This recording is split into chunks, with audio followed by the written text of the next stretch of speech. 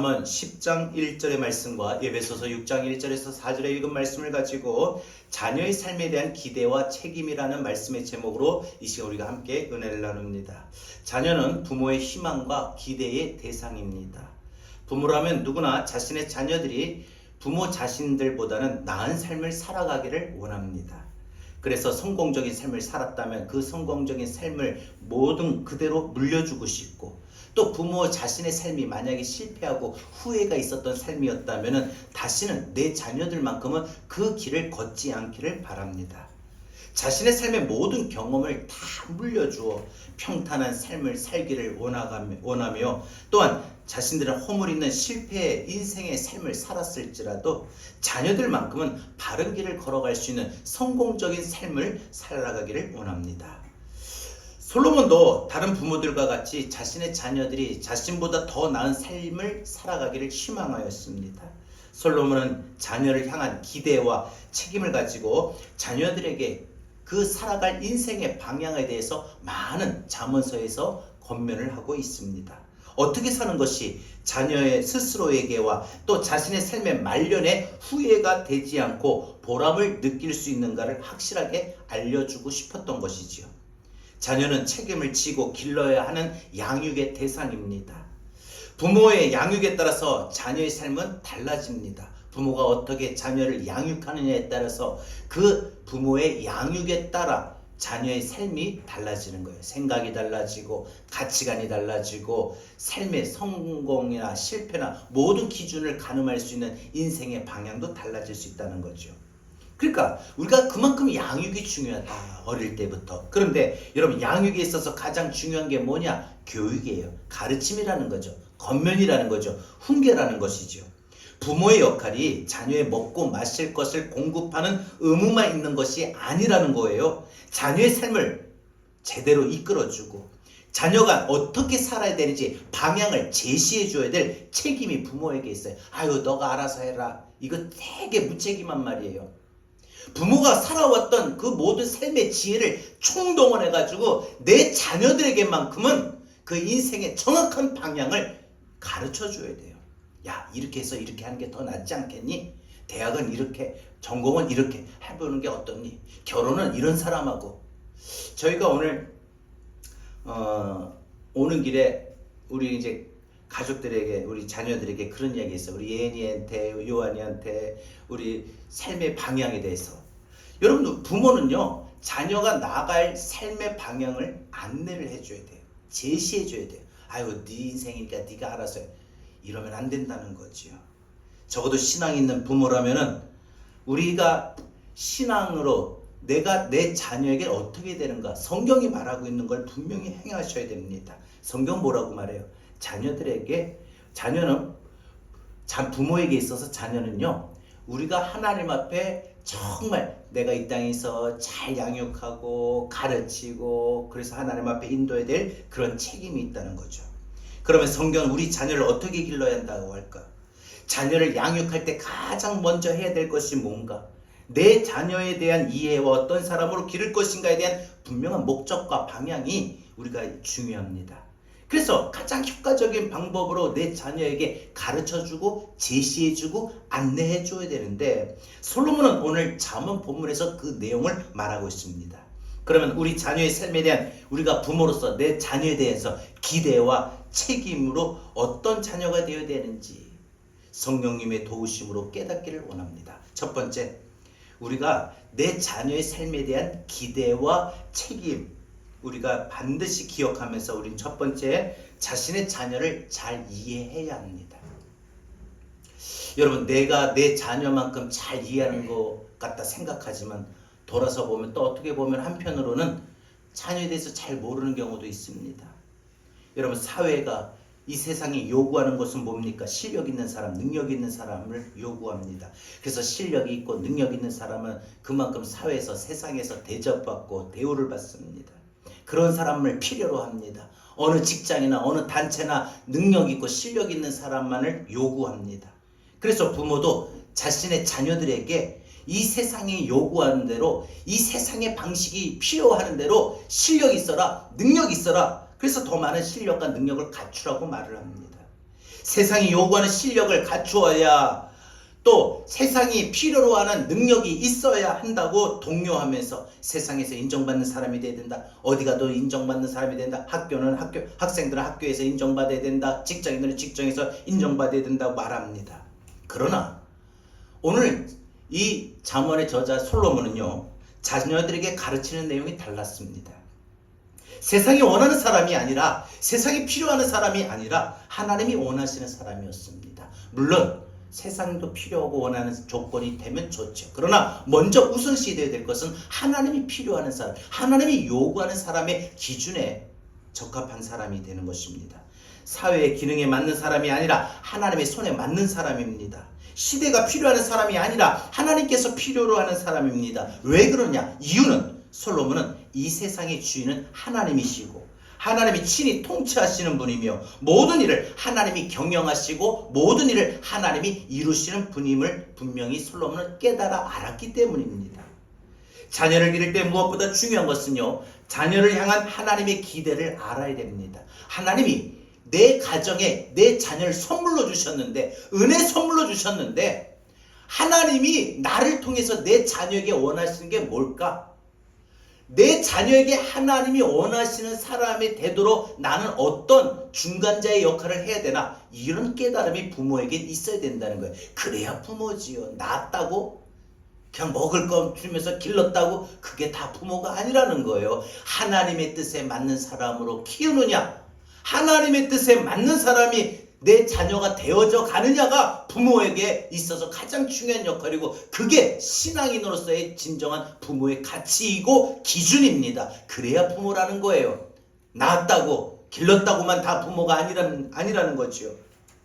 여러분, 자녀를 향한 우리가 분명한 가르침과 교훈을 주려면 무엇보다, 그래서 우린 자녀에 대한 이해가 중요합니다.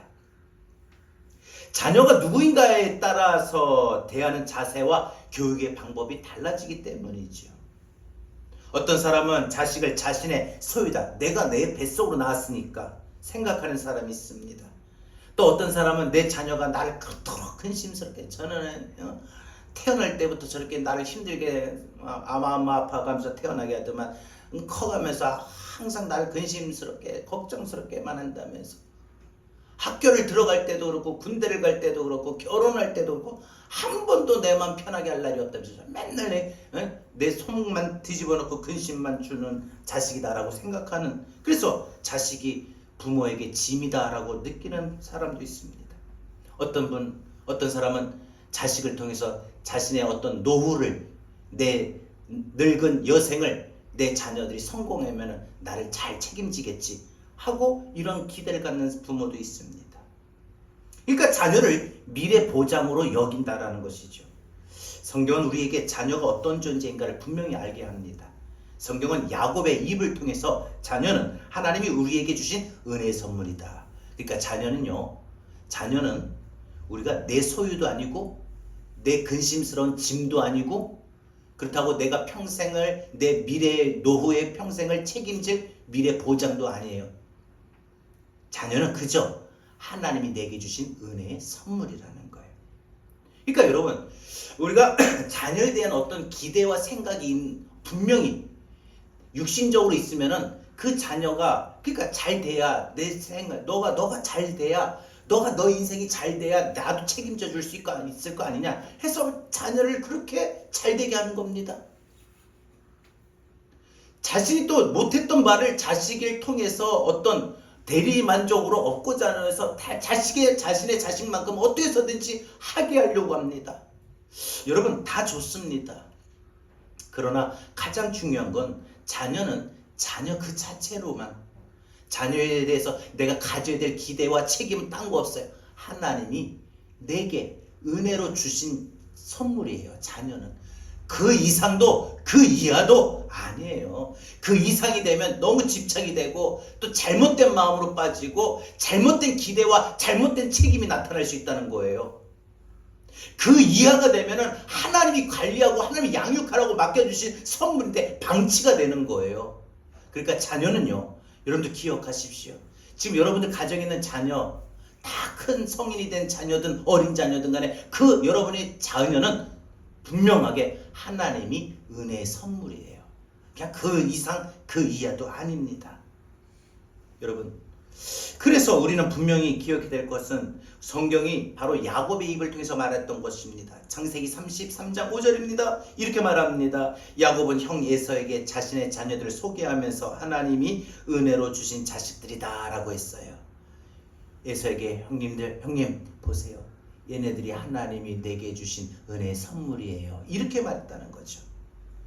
하나님은 자녀의 의미를 말씀하셨습니다. 우리는 자녀라는 선물을 통해서 세상에 무엇으로도 얻을 수 없는 행복을 누리며 자녀 때문에 그래서 희생과 헌신을 해도 기쁨을 얻을 수 있는 행복. 제가 여러분 좀 중요하게 여기는 말이 이거예요. 우리가 자녀를 통해서 헌신하고 희생하는 게 이게 버겁기도 하고 힘들기도 하지만 그 자체가 기쁨이에요. 그 자체에 대해서 우리가 그 이상이 나갈 수는 없는 겁니다. 자녀는 그 자체가 내게 기쁨이에요. 존재 자체가. 그래서 그 자녀가 내가 가졌던 그 기대만큼 채워지지 못하면 그 자녀를 또 자녀와 부모의 관계가 어그러지거나 잘못되고 이런 것이 아닙니다. 자녀에게 내가 베푼 사랑의 행복을 느끼는 것입니다. 솔로몬은 시편을 통해서 그래서 이렇게 말합니다. 자녀는 여호와께서 맡기신 기업이고 상급이며 하나님의 복이며 자랑거리라고 말했죠. 보라, 자식들은 여호와의 기업이요 태의 열매는 그의 상급이로다. 젊은 자의 자식은 장사의 수중의 화살 같으니 이것이 그의 화살통에 가득한 자는 복되도다. 그들이 성문에서 그들의 원수와 담판 때 수치를 당하지 아니하리라. 세상 모든 것을 얻어도 경험할 수 없는 기쁨, 그래서 인생에 거둘 수 있는 최고의 열매는 딴 거 없습니다. 자녀입니다. 자녀. 하나님의 사람들이 반드시 기억해야 될 거, 하나님이 사람들에게 자녀를 주신 거, 내 가정에 우리 아이들을 주신 거, 그 이유, 하나님의 언약을 이루기 위한 통로이고 도구입니다. 택함받은 사람들에게 은혜와 복과 언약을 주실 때마다 자녀와 후손을 위한 것임을 말했습니다. 창세기 17장 7절입니다. 내가 내 언약을 나와 너와 내 대대 후손 사이에 세워서 영원한 언약을 삼고 너와 내 후손의 하나님이 되리라. 사람들에게 하나님께서 약속을 주시고 언약을 주실 때 어떻게 언약을 주셨어요? 너가 잘하면 너뿐 아니라 너 자녀들에게 너 후손들에게 복을 줄 거다. 이런 약속이잖아요. 그 자녀와 후손들을 통하여 성취하시겠다라고 하셨어요. 하나님은 우리 자녀에게 특별한 기대와 계획을 가지고 계셔서 자녀들을 통하여 하나님이 약속하셨던 그 약속의 언약을 더 확장시키고 더 넓혀가시고 더 발전시켜 나가고 완성시켜 나가신다는 겁니다. 그래서 자녀는 부모에게 준 약속을 이루어지는 도구라는 거죠. 모든 믿음의 부모들은 하나님의 언약을 자신의 자녀들을 통하여 이루실 것을 믿음으로 받아들여요. 그래서 우리 그러잖아요. 내가 이렇게 다 심었으니까 내가 심은 그대로 갚아주시는 하나님이 내 때 아니더라도 너 때는 하나님이 채워주실 거야. 복 주실 거야. 여러분, 그런 믿음의 소망을 분명히 가지고 우리는 자녀들에 대한 기대를 또 가지고 있어야 됩니다. 우리가 하나님이 우리 자녀들에게 어떻게 행하실 일인 것인지 분명한 우리는 확신이 있어야 됩니다. 솔로몬은 자신이 살았던 은총의 삶은 아버지 다윗을 향한 하나님의 언약의 실현이었음을 잊지 않았습니다. 내가 이렇게 된 것은 내 아버지 다윗에게 하나님이 약속하셨던 그 약속의 복이 나에게까지 이루어지고 나타나서 내가 아버지의 그 행함의 믿음의 보상으로 내가 이런 평화와 이런 번영을 누리게 된 것이다. 그는 그렇게 확신했었던 거예요. 그리고 아직도 자신의 때 다 이루어진 것이 아니다. 내가 내뿐만 아니라 내 자녀들에게도 하나님이 내 아버지 다윗에게 행하셨던 약속을 반드시 이루어 나가실 거다. 여러분 기억하십시오. 하나님이 나를 통해 내 자녀들 복을 주신다. 기억하십시오. 믿으십시오. 하나님이 나를 통하여 내 자녀들에게 복을 주셔요.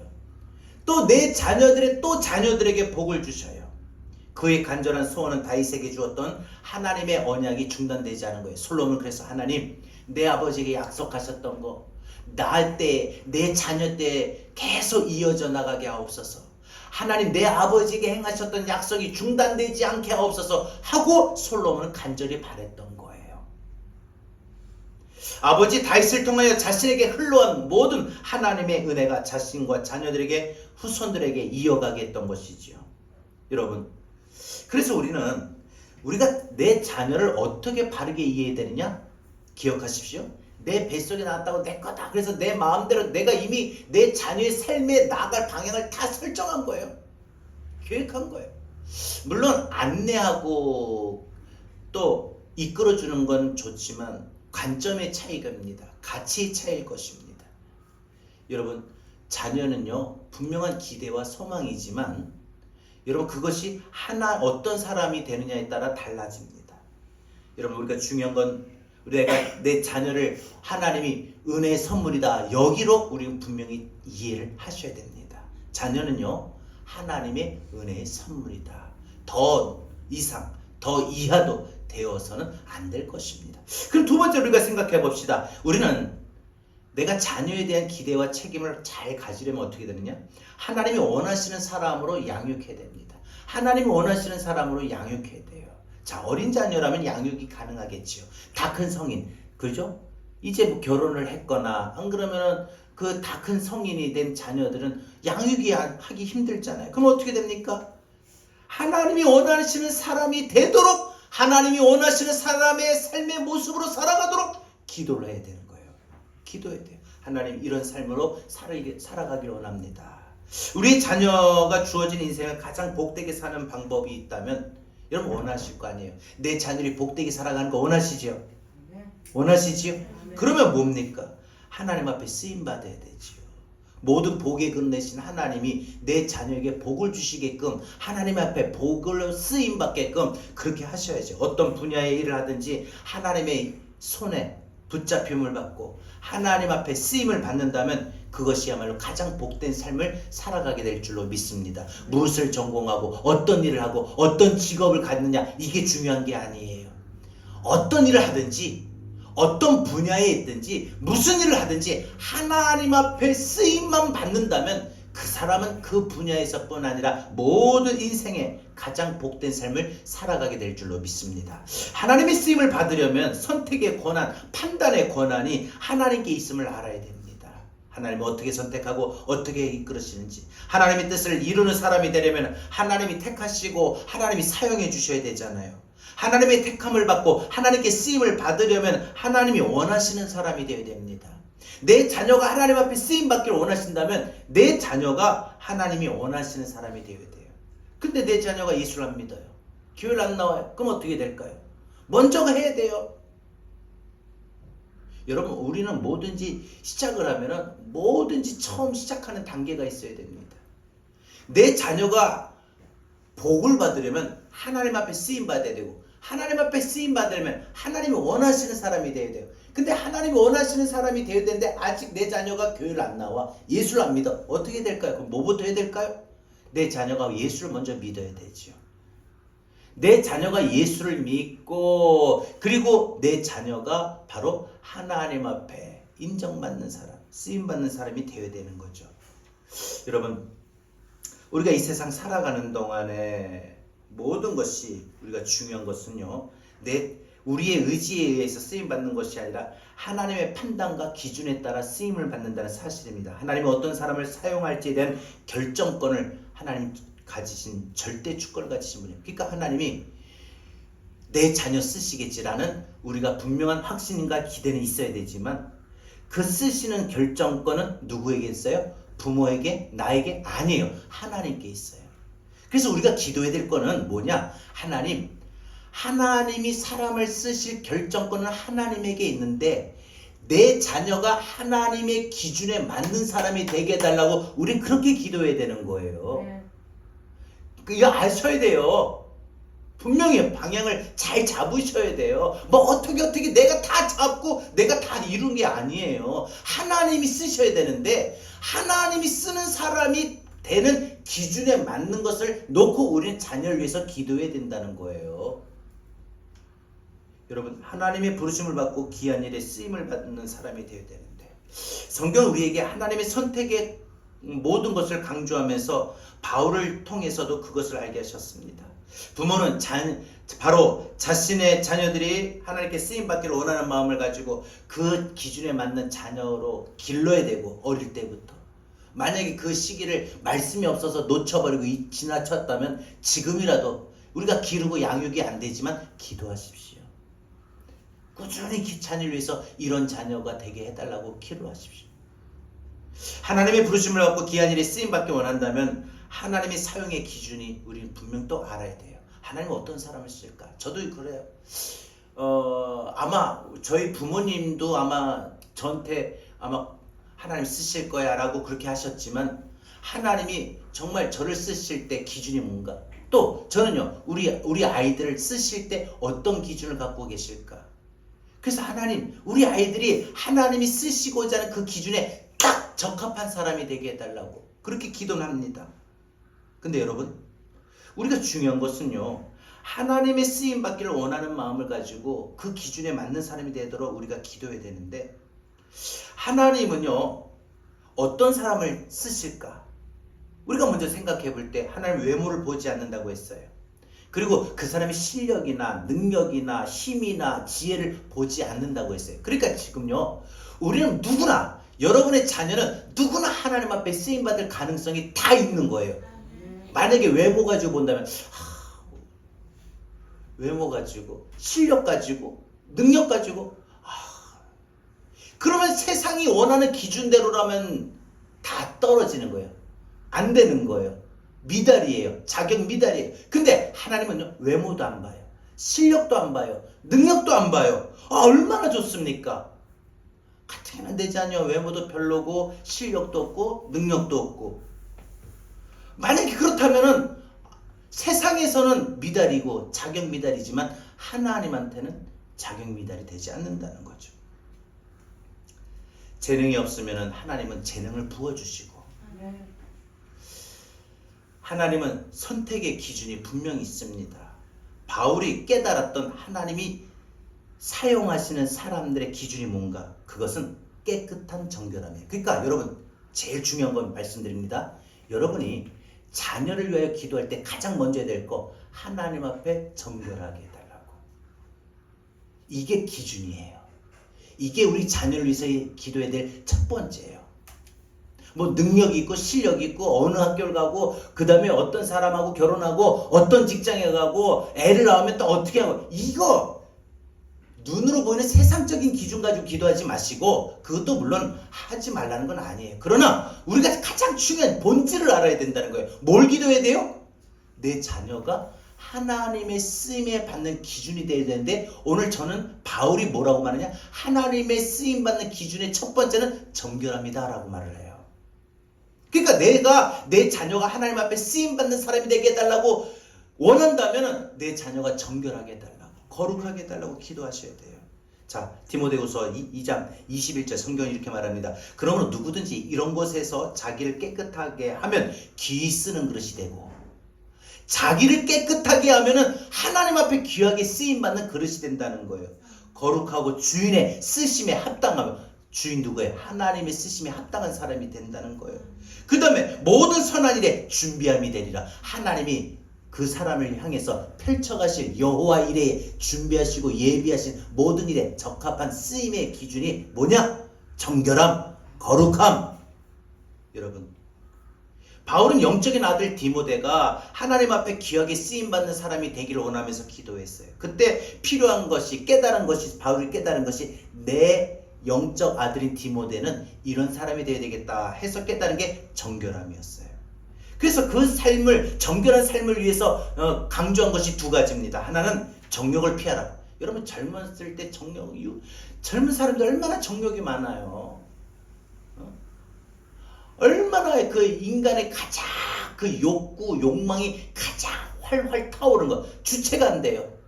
그런 거 아십니까? 나이가 많으면 조금 타오르다가도 물만 끼얹으면 싹 꺼져요. 근데 젊은 사람은요, 불이 타오르잖아요? 물 찬물 끼얹는데도 안 꺼져요.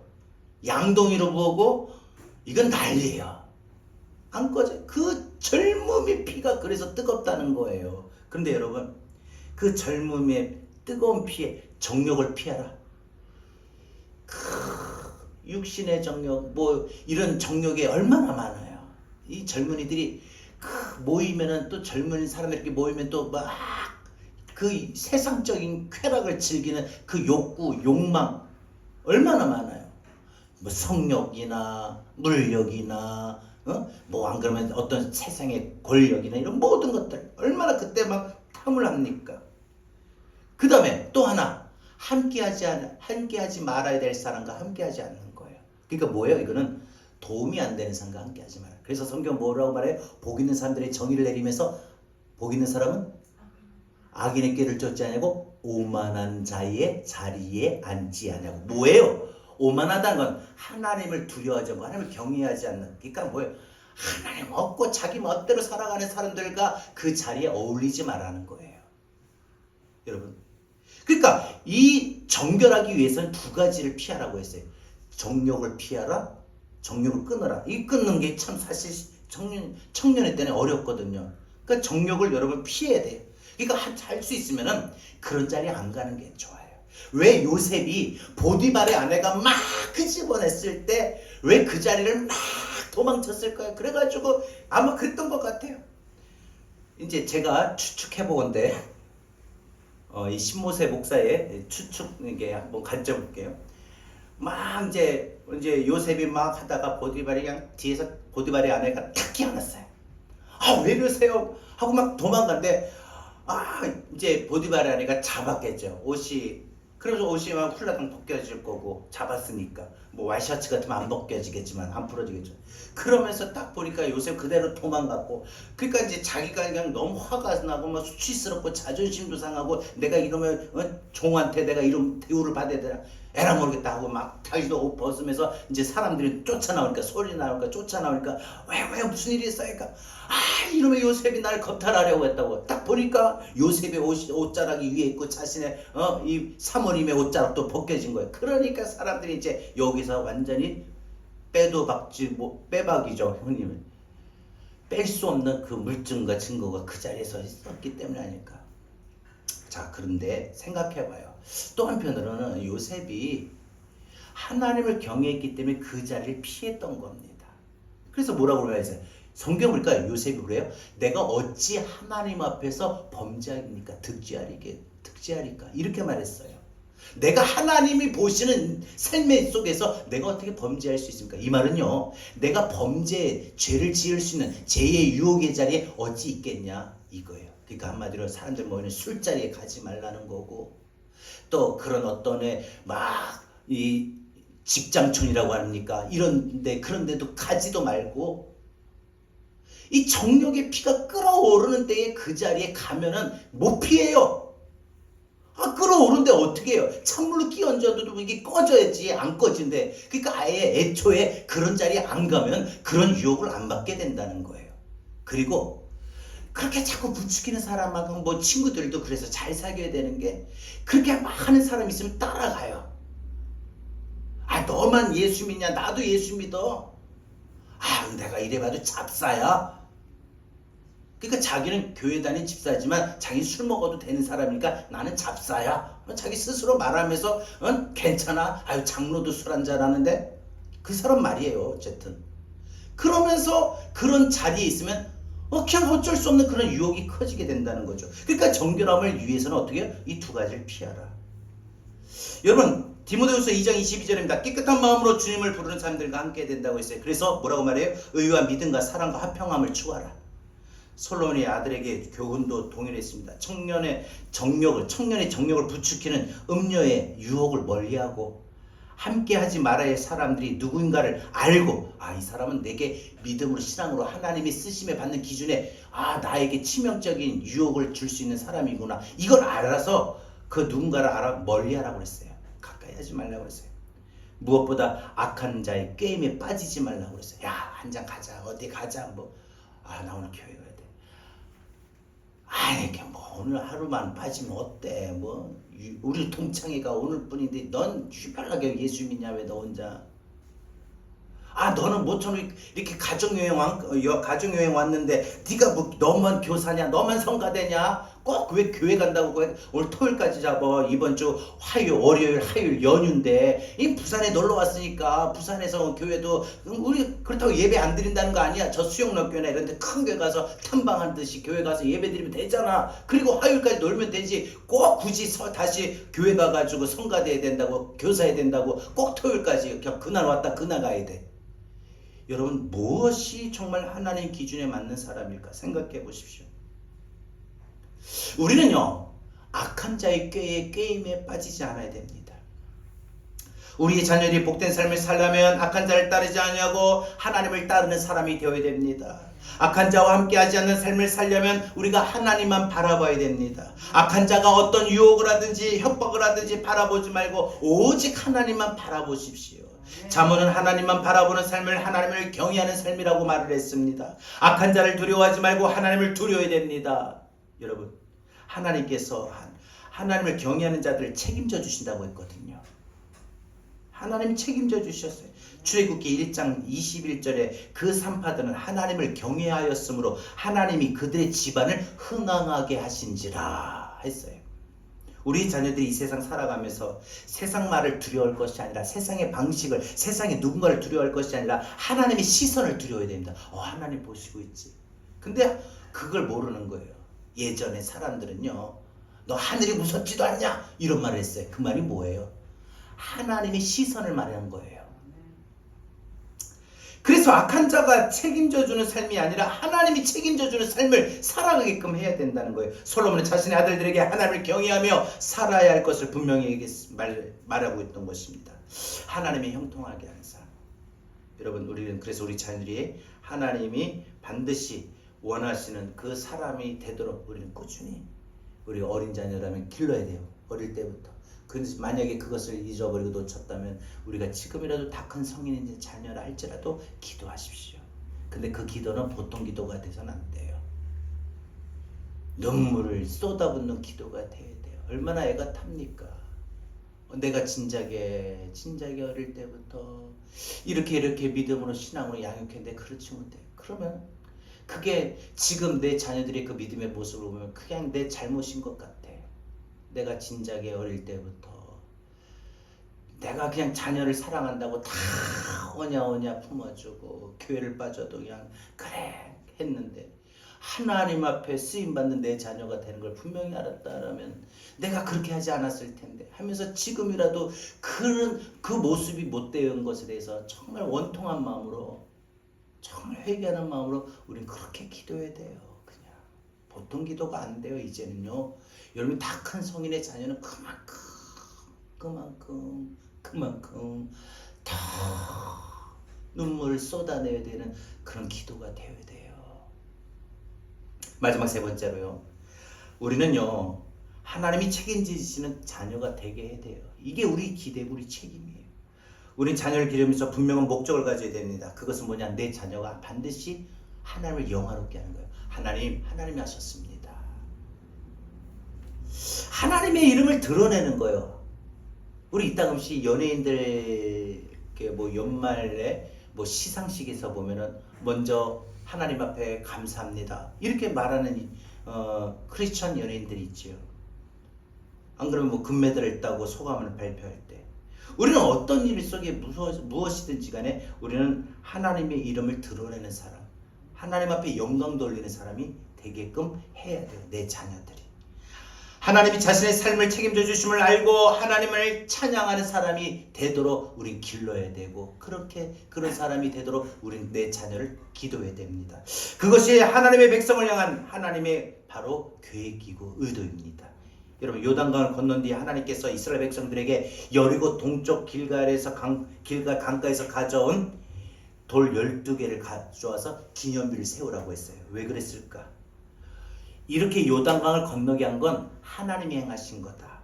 이걸 알고 자녀들에게 가르치게 하시기 위함이었다는 것이죠.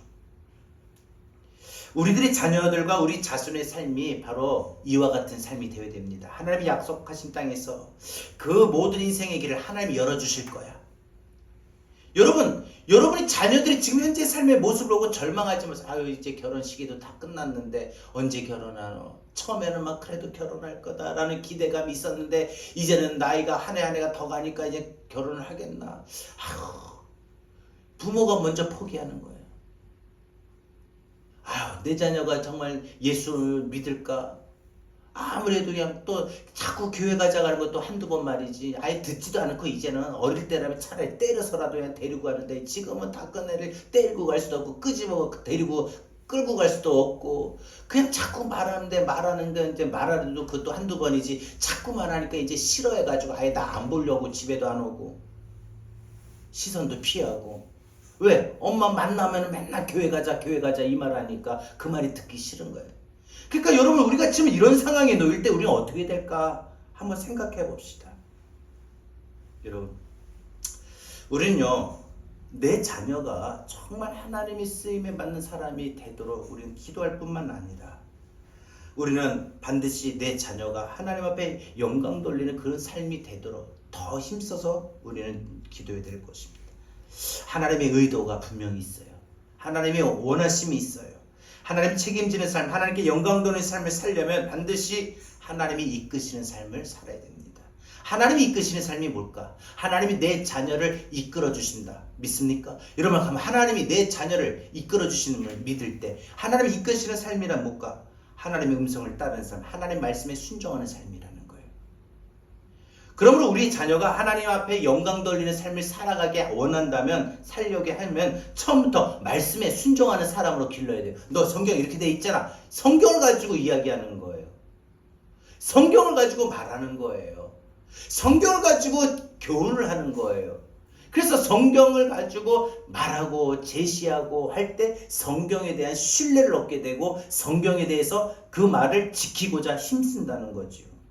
하나님이 모든 일을 행하시는 일을 경험하려면 먼저 우리는 하나님 말씀대로 사는 훈련이 되어야 돼요. 나부터 시작해서 내 자녀가 하나님이 행하시는 일들을 경험하게 하려면 하나님이 너의 앞길 인도하실 거야. 말만 하지 마시고 정말 하나님이 내 자녀의 앞길을 인도하시고 내 자녀를 축복하시고 내 자녀가 인생 살아가는 동안에 태산과 같은 인생의 고난을 만나게 되면 피할 길을 열어주시고 하나님이 그런 모든 너의 앞길에 하나님이 은혜로 인도해 주실 거야. 이런 말만 할 것이 아니라 우리가 반드시 그렇게 되려면 그래서 하나님이 이끌어 주시는 삶이 되고 그래서 그러므로 인하여 하나님이 하셨네. 하나님 앞에 영광 돌리는 삶이 되게 하려면 우리는 반드시 내 자녀가 하나님 말씀대로 살아가는 사람이 되게끔 해야 돼요.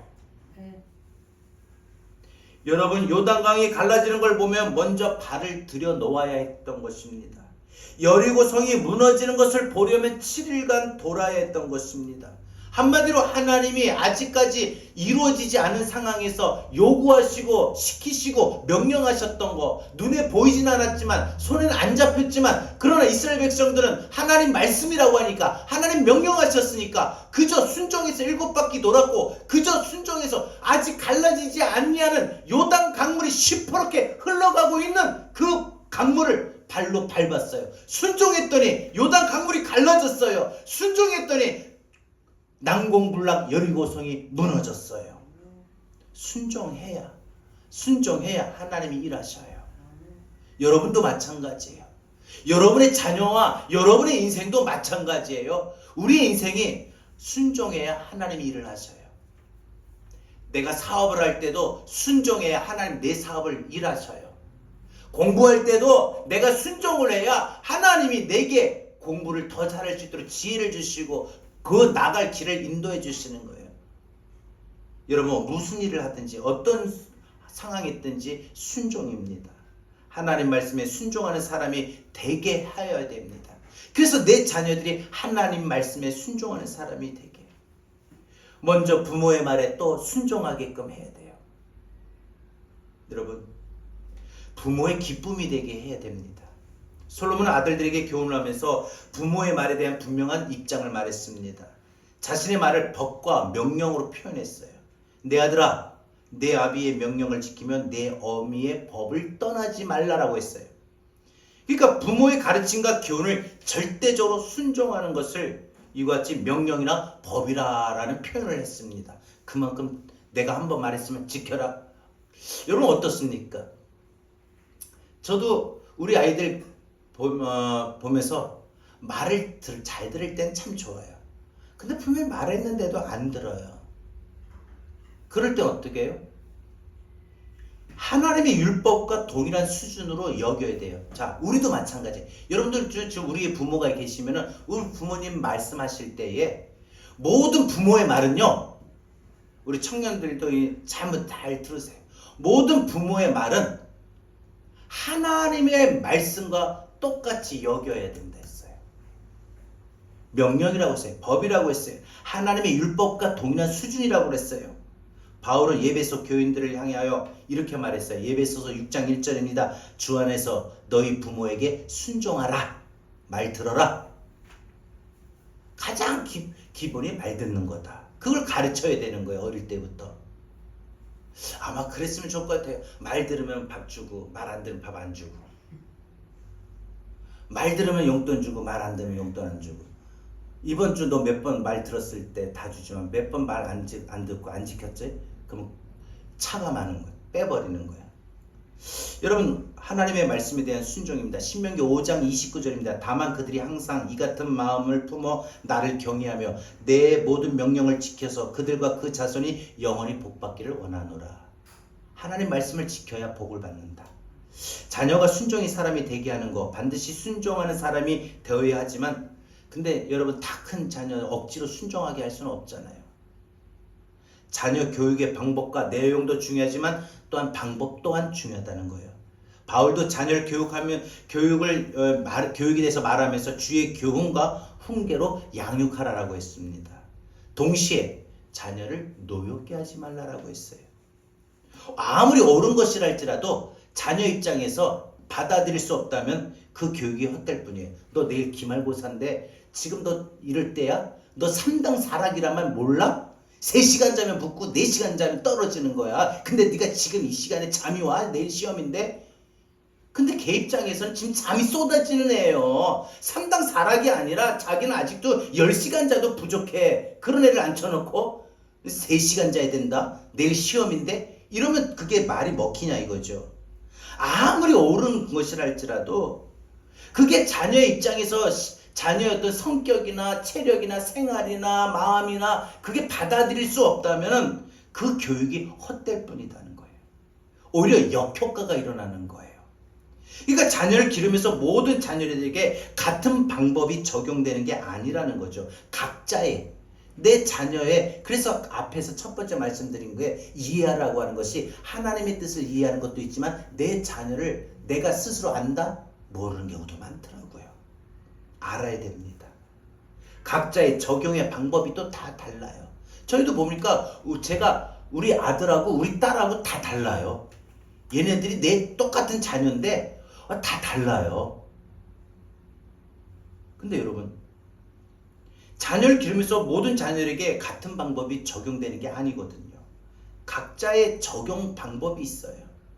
엄격함이 필요한 자녀도 있고 때로는 엄격하게 하면 오히려 역효과가 일어나니까 격려해주고 칭찬해주고 잘해준다고 이렇게 한마디 더 좋은 쪽으로 이야기해줘야 오히려 그게 더 효과가 있는 경우도 있더라는 거지요.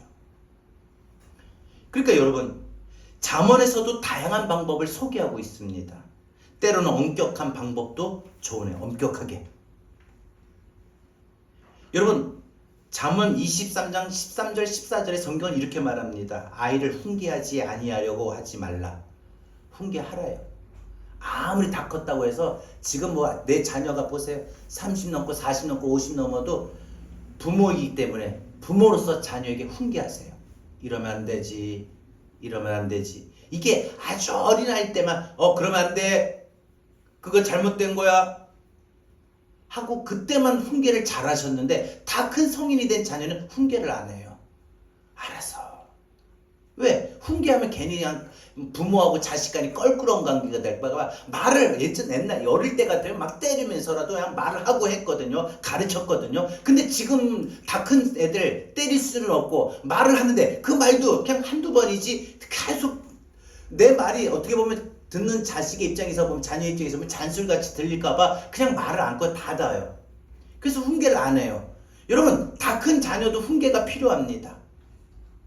훈계가 있어야죠. 훈계는요 아무나 하는 게 아니에요. 부모이기 때문에 하는 거예요. 그래서 성경에 보면 훈계는 바로 하나님의 종들이 하고 그 다음에 부모가 하는 거예요. 바른 길을 제시하는 거거든요. 그러니까 여러분 우리가 믿음으로 살아가는 동안에 그래서 아이를 훈계하지 아니하려고 하지 말라. 그냥 내가 말한다고 괜히 나하고 관계만 불편하지 이런 거 잘못된 거라는 거죠. 하세요. 그때마다 훈계를 하셔야 돼요. 그리고 채찍으로 때릴지라도 그가 죽지 아니하리라. 이거 무서운 말 아닙니까? 채찍으로 때려도 죽지 않는데요. 예전에요 뭐 빗자루요 이런 빗자루 맞아서 빗자루 때리면 빗자루 맞으면 막 아파요 막 펄펄 뛰면 뭐라고 말해요 부모님들이? 괜찮아 이거 맞아도 안 죽어 하고 막 더 때리죠. 우리 그러니까 성경이 진짜 그렇게 해요. 기록된 말씀이에요. 채찍으로 그를 때릴지라도 죽지 아니하니라. 진짜 죽지 않을 만큼 때렸어야 되는데 그래야 우리가 자라온 세대는 그렇게 어른들한테 매를 맞았어요. 그렇게 바르게 컸어요. 근데 지금 젊은 세대를 보세요. 젊은 사람들 부모가 안 때려요. 안 때리니까 어떻게 돼요? 버릇이 없어요. 어른들이 하는 말이죠. 예의가 없어요. 진짜. 내가 그를 채찍으로 때리면 그 영혼을 수월해서 구원하리라. 이런 경우는 진정의 마음을 가지고 해야 돼요. 근데 미워서 하는 건 아니죠. 자기 하프리로 하면 안 되죠. 반대로 어떤 경우는 책망도 하지 말라고 말합니다. 성경에는요 어떤 한 부분만 말하는 게 아니에요. 이 부분을 말하면 이 부분도 말해요. 뭐라고 말해요? 책망하지 말라고. 잠언 9장 8절에 보니까 이렇게 말합니다. 거만한 자를 책망하지 말라. 거만한 자를 책망하지 말라. 그가 너를 미워할까 두려워하리라. 그러니까 뭐예요? 그냥 부모를 훈계로요. 네, 잘 지킬게요. 엄마 내가 속상하게 해서 미안해. 내가 다음부터는 안 그럴게. 이런 겸손하고 착한 애들은 훈계가 통하는데 그까짓 거 뭐 몇 시간 잤다고요? 그것 좀 썼다고? 그것 좀 했다고? 이렇게 생각하는 사람들은 오히려 차라리 하지 말라는 거예요. 훈계를 하지 말아요. 그런 자식들한테는 거만한 자들은 그렇게 부모 말을 우습게 여기고 가볍게 여기는 자식들한테는 말하지도 말아요. 근데 여러분 자녀를 여러분 아실 거 아니에요. 내 자녀 내가 말하는 게 통한다 하면 훈계하시고 내가 말하는 게 아무리 말해도 통하지 않는다 그러면 차라리 말을 하지 훈계할 필요 없다는 거죠. 거만한 자를 책망하지 말라. 그가 너를 미워할까 두려우니라. 그냥 나는 자식 잘 되라고 자식 위해서 말했는데 오히려 자식은 나를 껄끄러워해. 피해. 너 왜 요즘 집 안 오니? 엄마 요즘 바빠가지고. 안 바쁜데 계속 바쁘다고. 그 요즘 어떻게 잘 지내? 잘 지내. 엄마 나 바빠. 지금 나중에 끊어. 지금 나중에 전화할게. 나중에 전화 온다는 게 전화 연락이 안 오네. 1년이 가도 안 와. 여러분 우리 삶이 지금 이렇다는 거죠. 지혜 있는 자를 책망하라. 그가 너를 사랑하리라. 말을 들을 수 있는 사람은 딱 책망하고 훈계하면은 나중에 그래. 저도 그래요. 저도 지금 돌아보면은 우리 어머니가 하시는 말씀들이 우리 아버지가 하시는 말씀들이 다 맞아요. 다 맞아요. 틀린 말씀이 하나도 없어요. 그러니까 지금 돌아서 보니까 그래도 우리 아버지 어머니 내가 말씀대로 어릴 때부터 학교를 가기 전에 기도하고 학교 가고 학교 마치고 교회 들러서 기도하고 또 집에 오고 하니까 그때 참 뭘 잘했었는데 내가 어릴 때부터 우리 어머니가 막 강제가 아니고 그냥 무조건 그런 줄 알았어요. 그냥 기억도 안 나요. 나는 뱃속에서부터 갖는 건지 기억이 안 나. 그냥 눈 뜨면 기도원이야. 그냥 여름방학 겨울방학 무조건 기도원에서 일주일. 그러니까 그래도 그나마 지금 제 어떤 영성적인 부분에 참 그 부분이 얼마나 큰 도움이 되었는가. 지금 와서 보니까 우리 어머니 우리 아버지가 하셨던 그 말씀들이 다 맞구나. 나를 너무 사랑해서 하셨던 말씀이구나. 지금 여러분 자녀들이요 말을 할 때 어떤 경우는 듣기 싫어하는 경우들은 하지 마시고 들을 수 있는 거 받을 수 있는 거 그래? 그랬나? 아, 아빠, 엄마, 내가 몰랐네. 아, 그랬나? 이런 자녀들은 듣는 거예요. 그럼 그런 자녀들은 부모를 사랑하기 때문에 부모의 훈계를 들어요. 여러분, 다윗과 같은 경우는 나단의 경고와 책망도 기쁨으로 받아들였다고 했어요. 그러니까 책망이 나 잘되라고 하는 말인데, 쓴소리인데 그 쓴소리도 자신을 위해서 기쁘게 받아들일 수 있는 그릇이 되는 사람은 하셔요. 그런 자녀는 해야 됩니다. 하나님 우리에게 하나님의 복을 허락하시며 그 길을 걷게 하셨고 우리의 자녀들을 통하여 그 길을 완성하셨습니다. 자, 이제 말씀했겠습니다. 우리로 하여금 복의 길을 걷게 하셨고 우리의 자녀로 하여금 그 길을 복의 길을 완성하신 거예요. 우리가 자녀의 그 일을 성취하기 위해서 무엇보다 지혜가 이끄는 자녀가 되게 됩니다. 우리의 자녀를 양육할 책임을 주신 하나님은 우리 자녀를 지혜가 이끄는 자녀로 세우라고 하셨습니다. 여러분, 자녀는 달란트와 같습니다. 잠시 맡았다가 하나님께 우리는 돌려드려야 됩니다. 나의 자녀가 아닙니다. 하나님이 맡겨주신 자녀이기 때문에 우리 잘 남겨야 됩니다. 자녀들은 부모들을 바로 이 분명한 목표를 정하고 자녀를 잘 기르기 위해서는 자녀를 향한 분명한 목적을 우린 가져야 됩니다. 우린 자녀를 스스로 인생을 책임지는 사람이 아니라 하나님이 책임지는 지혜로운 사람으로 우리가 만들어주기 위해서 기도해주고 뒷받침하고 자꾸 이렇게 성경적으로 말씀을 해줘야 됩니다. 능력이 많은 유능한 사람이 아니라 무능해도 하나님 보시기에 기준에 맞는 의로운 사람이 되는 게 우리가 해야 돼요. 남들 다 가는 대학 너는 왜 못 가냐? 못 가도 돼요. 너는 다 결혼하는데 왜 너는 아직도 못하냐? 내 자식이 정말 하자가 있나? 아니에요.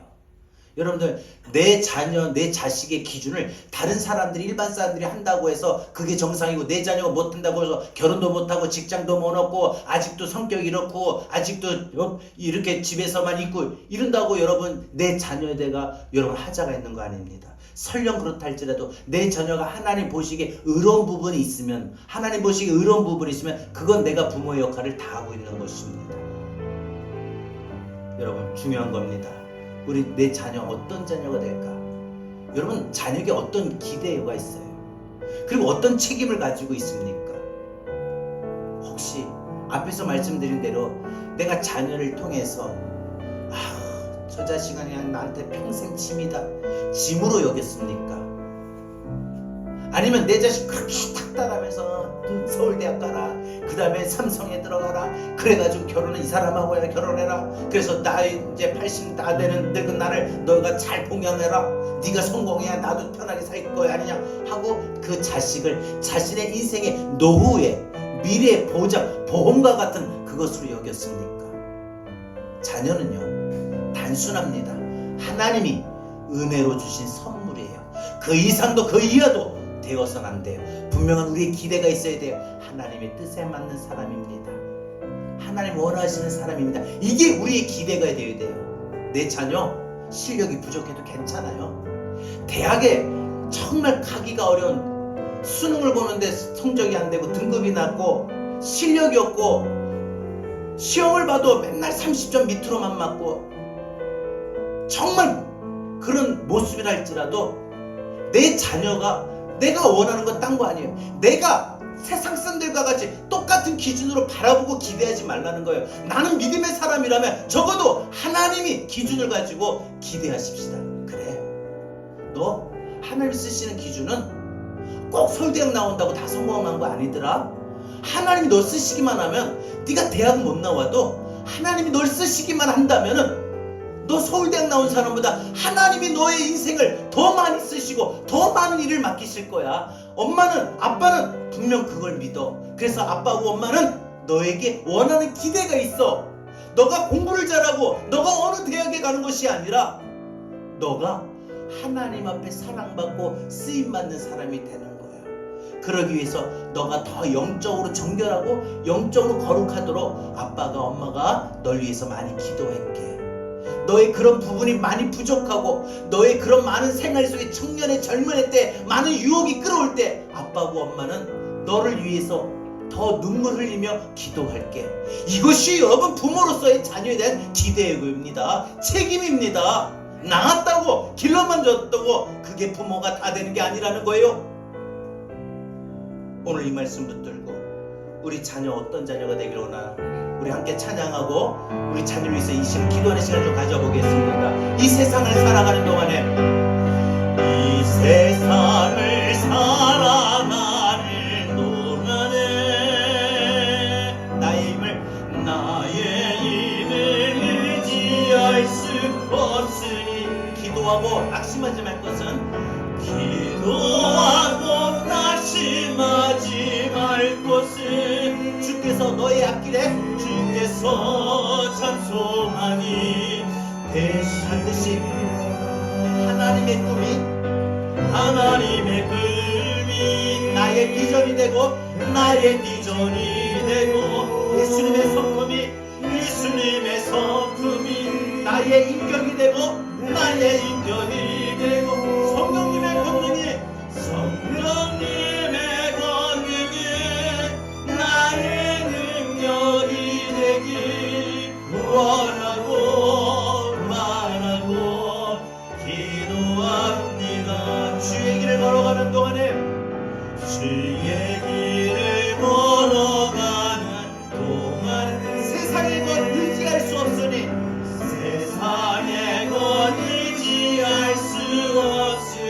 감사하고 낙심하지 말 것은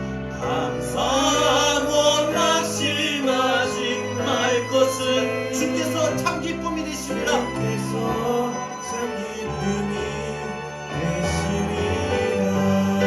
하나님의 꿈이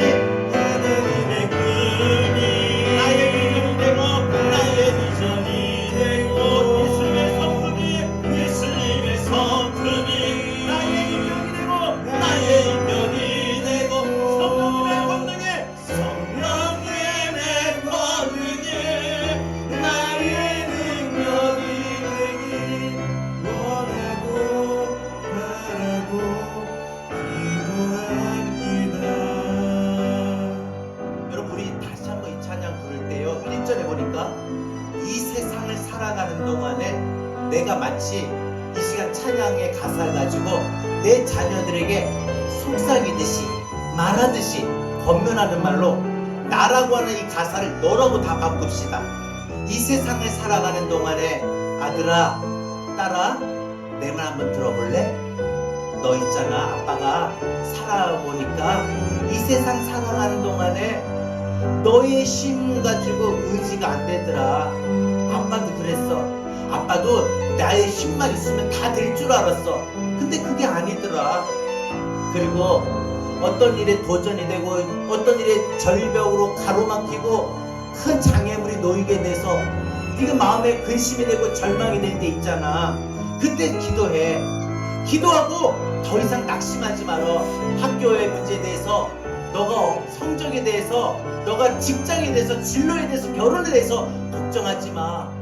기도하고 낙심하지 말 것은 그 이유는 하나님이 너의 인생의 참된 소망이 되어주실 뿐이야. 하나님만이 그러셔.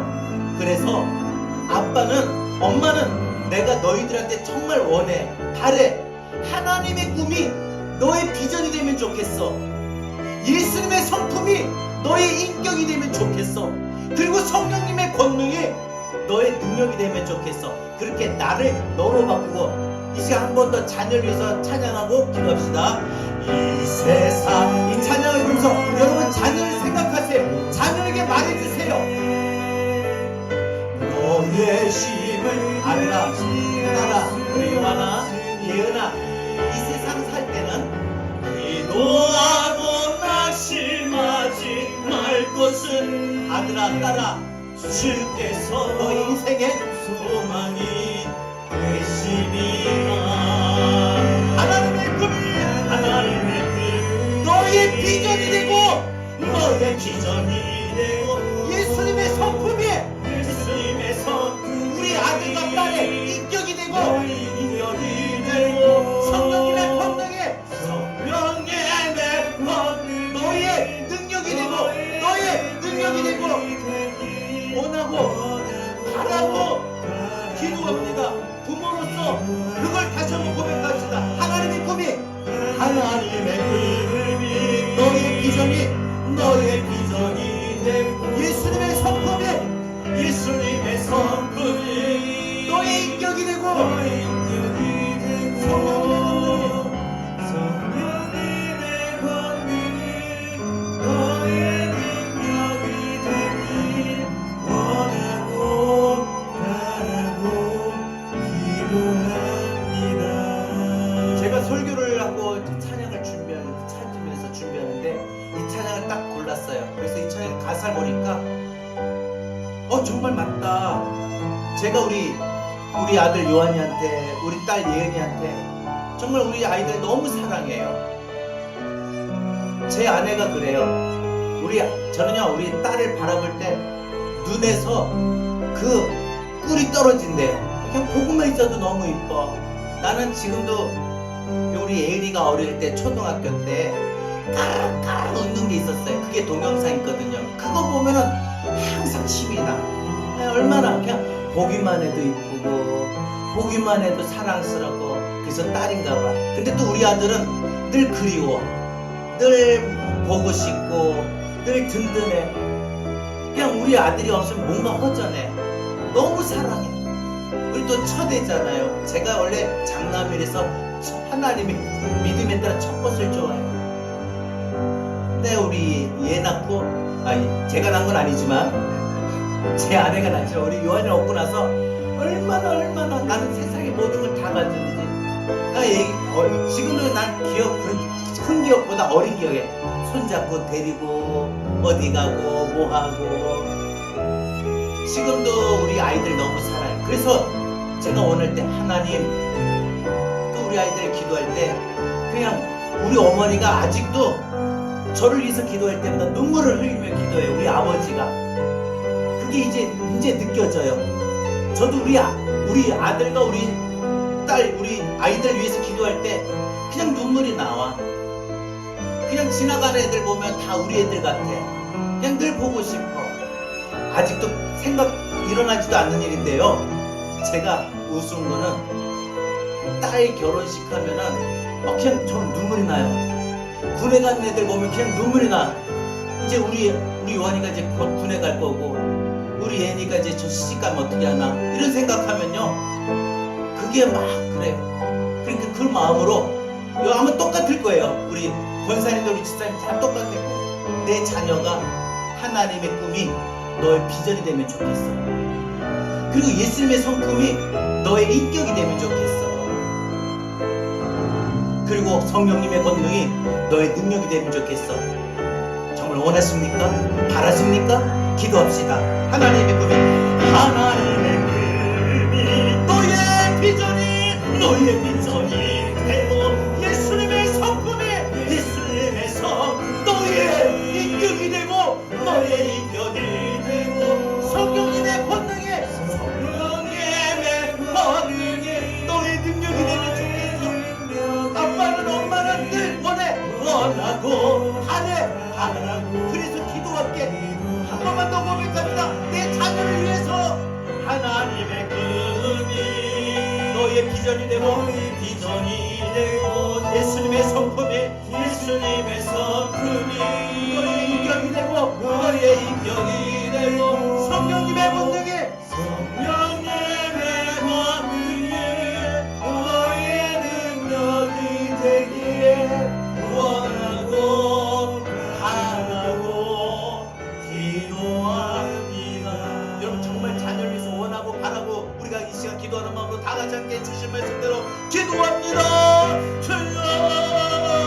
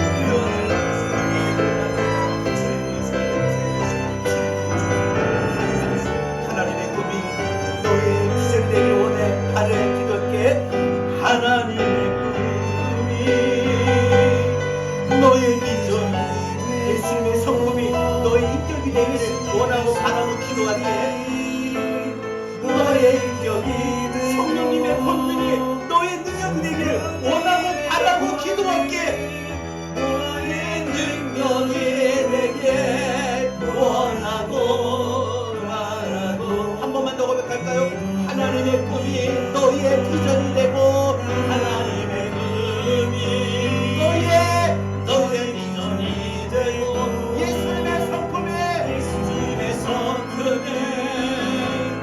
너의 인격이 되고 성령이 내 권능이 너의 능력이 되길 원하고 기도합니다.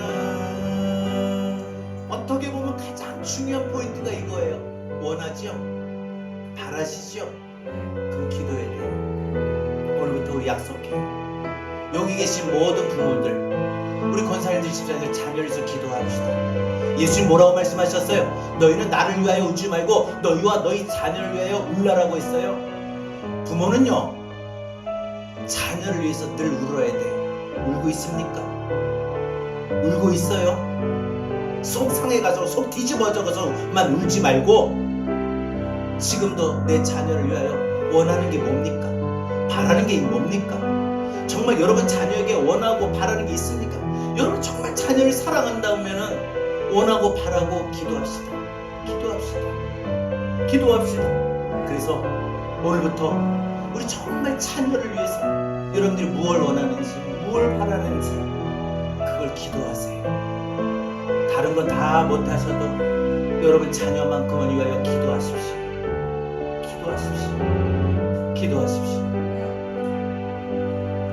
이제는 우리 주 예수 그리스도의 은혜와 하나님 아버지 극진하신 사랑하심과 보혜사 성령님의 감화 감동 내주 교통하신 은혜가 하나님의 은혜의 선물로 주신 자녀를 바라보고 원하며 기도하기를 다짐하고 이제 삶의 현장으로 나가 늘 기도의 부모가 되겠노라 다짐하는 주의 사랑하는 모든 성도들 머리 위에 이제로부터 영원토록 함께 있을지어다. 아멘.